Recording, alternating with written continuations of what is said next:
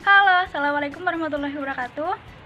Kenalin, nama aku Dona Finska Wijaya dari Prodi Perencanaan Wilayah Kota, Fakultas Teknik Universitas Negeri Jember, NIM 1919105011076. Jadi di sini aku bakal jelasin sedikit tentang hasil resum aku dari webinar kemarin yang diselenggarakan oleh Universitas Podomoro dan mengundang pembicara yaitu Bapak Rendra dari Prodi Perencanaan Wilayah Kota, Fakultas Teknik Universitas Negeri Jember. Jadi sebelum kita beranjak ke inti dari video ini, alangkah baiknya kita lihat intronya dulu.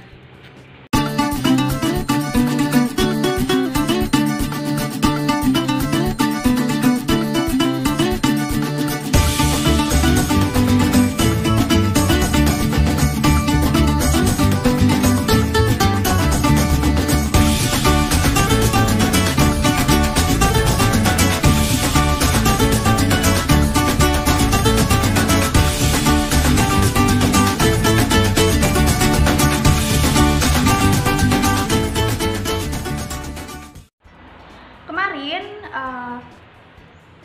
Podomoro University menggelar webinar yang mengundang pembicara yaitu Bapak Rendra Suprobo Aji yang berasal dari Prodi Perencanaan Wilayah Kota, Fakultas Teknik Universitas Negeri Jember.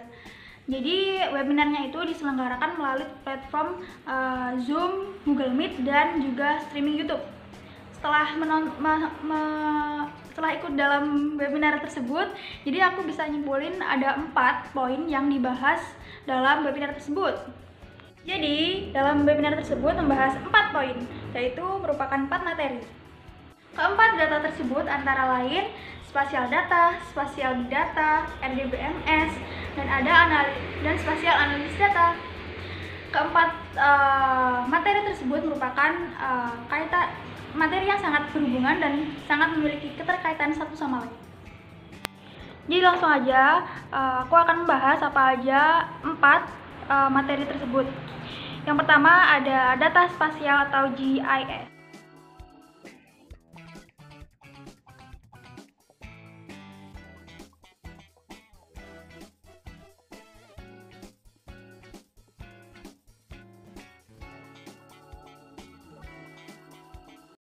Jadi, data spasial atau GIS itu adalah data yang memiliki referensi dari ruang kebumian atau georeference, di mana berbagai data atribut terletak dalam berbagai unit spasial.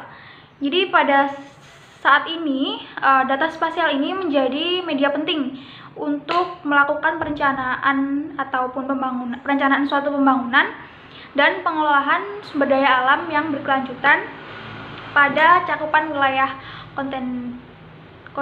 kontinental, nasional, regional, bahkan di wilayah lokal.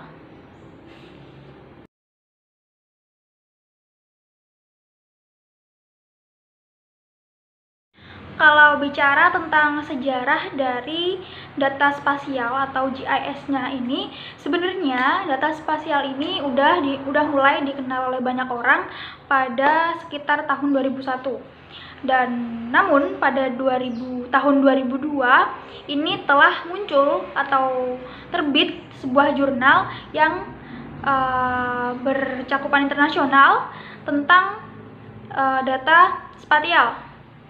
Jadi jurnal ini diterbitkan oleh Komite pada data untuk sains dan teknologi yang dimulai diterbitkannya data Kodota Jurnal Sains. Nah, kalau kalian bingung memahami dari pengertian data spasial ini, jadi di era sekarang ini atau zaman sekarang ini sudah banyak media-media ataupun platform yang menggunakan data spasial ini. Contohnya banyak banget, jadi aplikasi ini sering banget kita gunakan sehari-hari. Yang pertama ada Google, ada Facebook, ada games aplikasi Pokemon Go itu yang kita harus cari Pokemon dengan HP ya. Terus juga ada beberapa aplikasi tentang otomotif juga. Dalam GIS atau spatial data ini dibagi menjadi dua, yaitu ada data raster dan data vektor. Jadi data raster ini adalah data yang menampilkan sisi ruang bumi dalam bentuk pixel atau picture element yang membentuk grid atau peta dan dihasilkan dari penginderaan jauh. Pada data raster ini, resolusi tergantung pada ukuran pixelnya. Apabila data raster itu menyimpan nilainya dalam pixel, maka setiap pixel punya informasi berupa warna dan setiap warna ini mempunyai kandungan nilai. Yang kedua, ada data vektor, adalah data yang menampilkan pola keruangan dalam bentuk garis, kurva, titik, ataupun poligon. Jadi data vektor ini sangat baik untuk mempresentasikan fitur-fitur seperti jaringan jalan, rel kereta api, gedung, dan titik koordinat.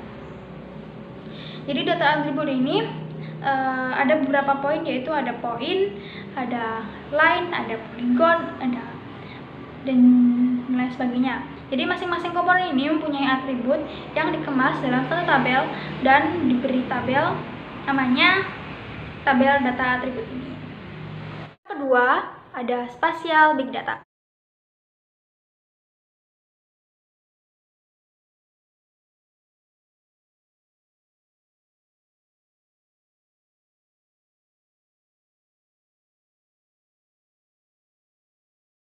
Jadi di sini kalian yang nonton ini pasti bingung deh, apa sih bedanya dari spatial data sama spatial big data? Dilihat dari namanya aja udah beda ya. Karena kalau spatial big data ini pastinya lebih besar karena ada kata-kata big di tengahnya. Jadi, pengertian dari spatial big data ini adalah penyimpanan data yang tentunya memerlukan ruang penyimpanan yang di dalamnya itu harus ada cakupan 3V, yaitu adalah volume, variasi, dan V untuk kecepatan. Apa sih acuan dari apa aja sih yang diacuan dari 3V ini? Jadi yang pertama, volume.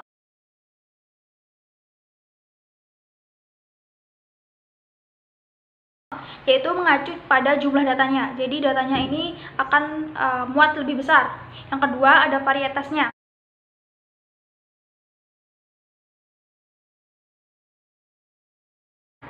Atau variasi, yaitu mengacu pada jumlah jenis datanya. Jadi jenis data dalam spatial big data ini akan jadi lebih variasi. Yang ketiga, ada kecepatan,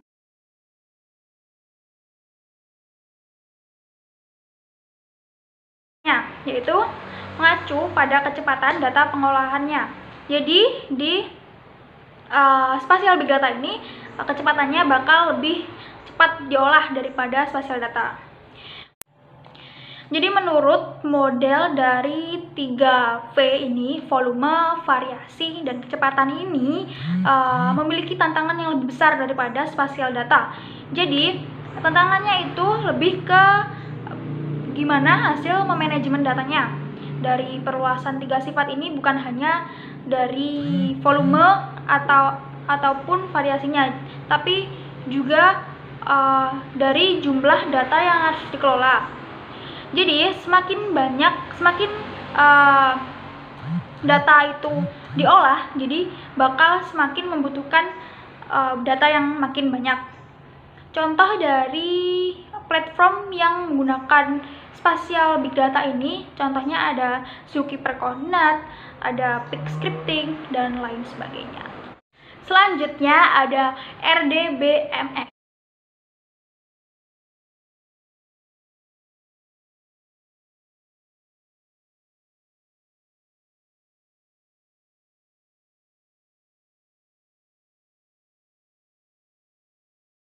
Jadi RDBMS ini singkatan atau kependekan dari Relational Database Management System. Jadi kalian pasti bertanya-tanya deh, apa sih RDBMS itu? Jadi pengertian dari RDBMS itu adalah program yang melayani sistem basis data yang entitas utamanya itu terdiri dari tabel-tabel yang mempunyai relasi dari satu tabel ke tabel yang lainnya. Jadi suatu database itu terdiri dari banyak tabel.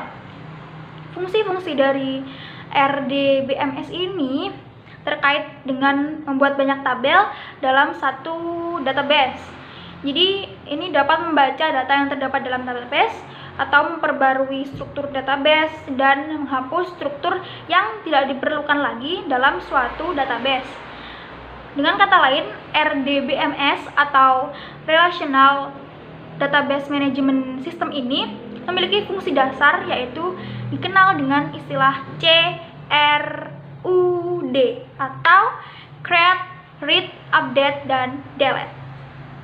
Jadi bisa membuat, membaca, memperbarui, ataupun menghapus suatu database yang tidak digunakan dalam suatu tabel database. Selanjutnya, yang keempat ada analisis spasial.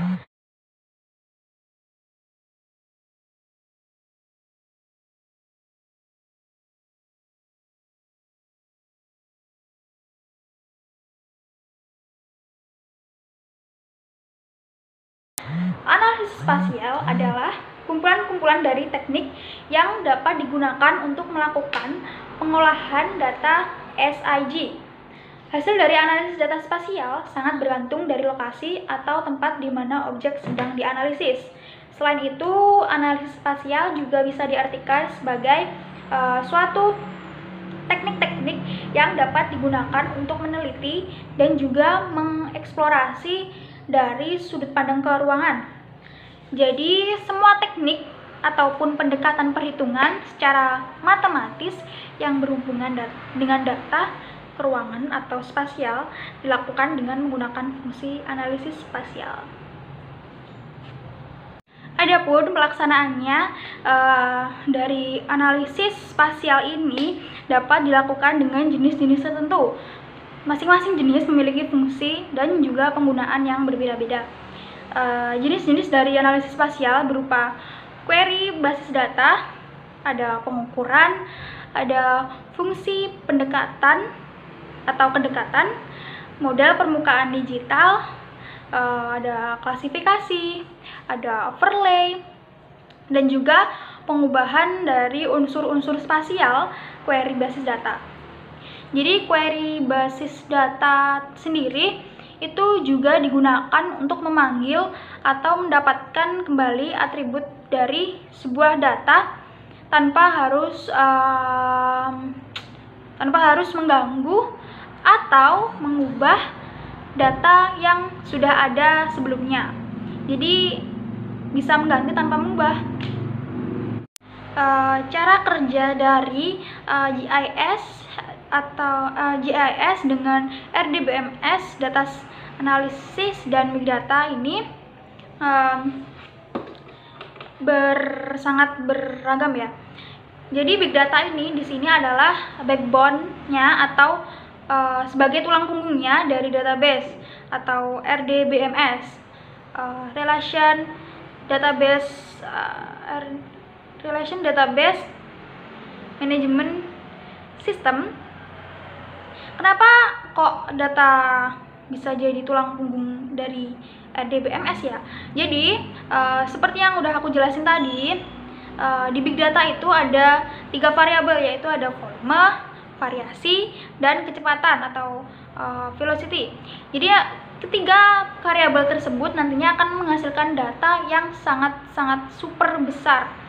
Jadi data tersebut mungkin kan ya bisa jadi belum terstruktur dengan baik.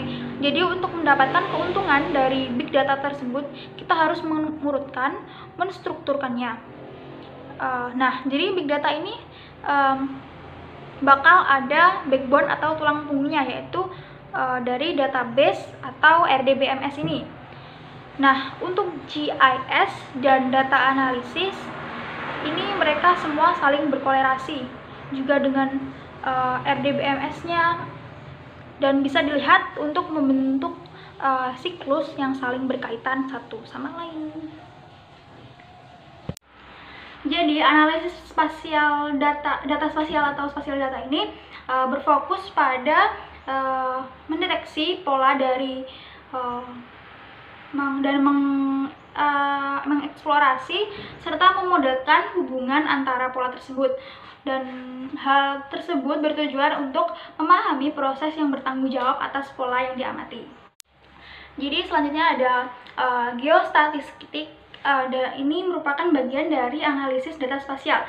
Adalah kelas statistik yang digunakan untuk menganalisis dan memprediksi nilai-nilai yang terkait dengan fenomena spasial atau spasio-temporal. Analisis dalam SIG mempunyai beberapa metode-metode pendekatan yang secara umum terdapat dua macam metode yang digunakan. Dua metode tersebut antara lain metode kualitatif dan metode kuantitatif. Jadi yang pertama ada metode kualitatif. Jadi metode kualitatif ini memiliki contoh, yaitu dapat berupa peta yang mempunyai tingkatan dan dari data kualitatif. Contohnya seperti peta dari penggunaan lahan. Yang kedua ada metode kuantitatif. Metode kuantitatif ini terdiri dari 3 macam, yaitu ada binari, berjenjang, dan ada berjenjang tertimbang. Yang pertama ada metode kuantitatif binari. Jadi pendekatan kuantitatif binari ini menggunakan operasi logika AND yang dalam algoritmanya ini dengan demikian dalam pengharkatan terhadap parameter kelas yang digunakan hanya ada 2 kelas, yaitu nilai 1 diterima atau nilai 0 tidak diterima. Dengan demikian pada setiap parameter yang digunakan dalam analisis harus dinilai terlebih dahulu, diterima atau tidaknya suatu kelas parameter untuk maksud tujuan dan analisisnya. Yang kedua ada metode kuantitatif berjenjang. Jadi pendekatan kuantitatif berjenjang ini memberikan nilai yang sama untuk setiap komponen yang digunakan dalam analisisnya. Jadi setiap komponen yang diberikan suatu harkat yang sama untuk analisisnya, dengan asumsi bahwa setiap komponen yang mempunyai pengaruh yang sama pada objek yang dianalisis. Jadi pendekatan tersebut memiliki faktor-faktor pembatas pada setiap parameter yang menyusunnya. Pembatasnya ini tidak bersifat mutlak tetapi berjenjang, memiliki tingkatan-tingkatan kelas dan nilai pada masing-masing. Yang ketiga atau yang terakhir ada metode kuantitatif berjenjang tertimbang. Jadi pendekatan kuantitatif berjenjang tertimbang ini tetap memberikan nilai pengharkatan tetapi digunakan bobot yang berbeda setiap variabel yang digunakan dalam analisisnya. Jadi bobot variabel tersebut bergantung pada besar kecilnya pengaruh variabel tersebut pada tema analisis yang menjadi tujuan akhir. Dengan demikian, pada metode ini memberikan asumsi bahwa setiap variabel memiliki pengaruh yang berbeda dan tujuan objek yang dianalisis. Dan demikian penjelasan tentang dari webinar yang diselenggarakan oleh Podomoro University versi aku. Apabila ada kesalahan kata dalam pembuatan video ini, aku mohon maaf yang sebesar-besarnya. Terima kasih buat kalian yang sudah menonton. Dan aku juga ngucapin minal aizin wal faizin kepada semua orang yang merayakan Hari Raya Idul Fitri. Semoga kalian tetap sehat-sehat dan ingat jaga kesehatan karena kesehatan itu mahal. Terima kasih. Assalamualaikum warahmatullahi wabarakatuh.